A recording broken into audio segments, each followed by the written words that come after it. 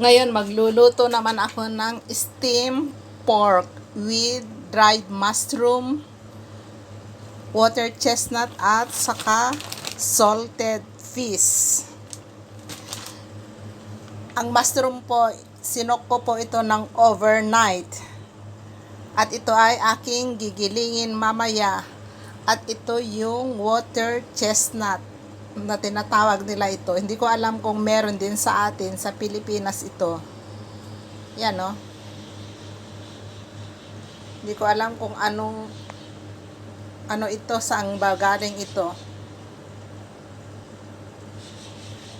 Ang tawag nila dito ay water chestnut. Babalatan ko ito. So na po, binabalatan ko na.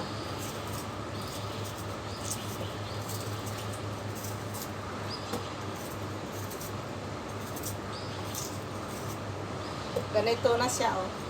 Kaya lang kailangan pagkatapos mahugasan, ibabad sa tubig kasi magdi-discolor. Hati-hatiin ko guys kasi maliit lang yung aming grinder.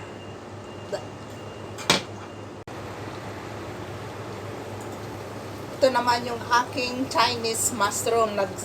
Nagsuk lang ako ng 2 piraso. Overnight soup ito. Tapos tatanggalin itong tangkay. Ganyan lang, oh. Yan. Tapos hahatiin ko rin.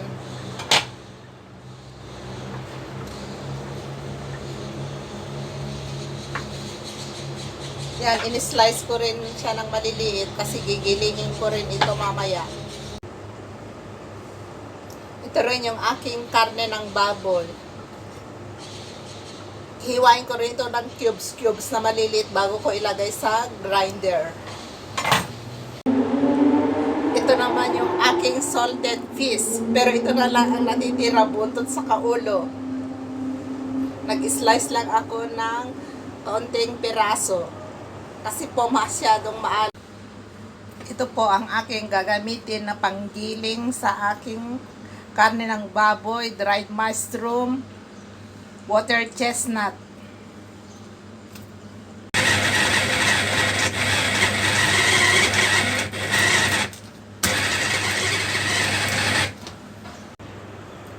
Ito na po, nagiling ko na yung baboy at saka yung dried mushroom. Paghalu-haluin lang. At aking isusunod naman ay ang water chestnut.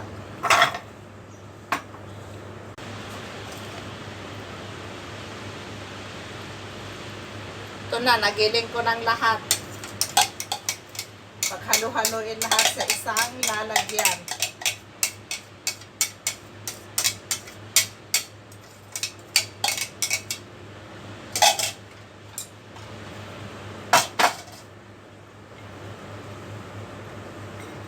Sasangkapan ko na.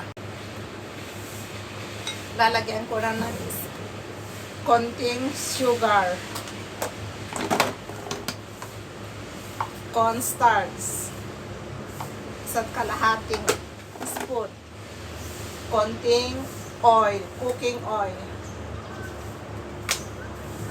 at soy sauce, konti lang din, 1 kutsarita dahil maalat yung salted fish.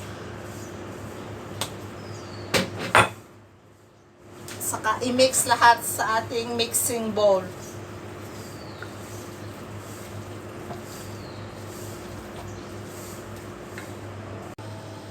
Ito na po yung aking meat pie.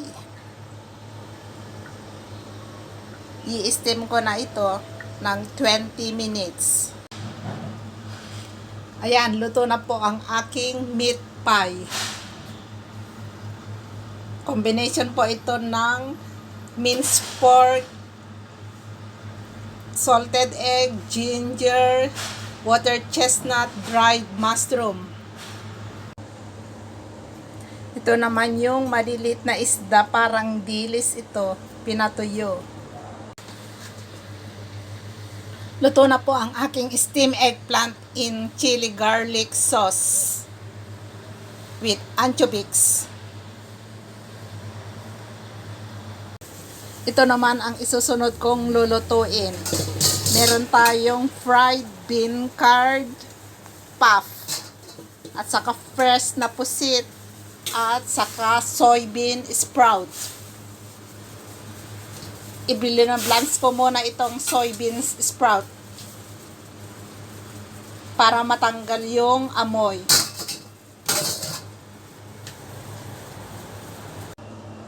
Ito na po ang aking sauteed soybean sprout with bean curd puff and fresh kettle fish. Stir fry lang po ito. Ito po yung aking adobong manok. Hindi ako nagsasawang nagluluto ng adobong manok kasi ito po ang isa nilang number 1 na pagkain dito. Soy sauce chicken. Ito po yung aking adobong manok.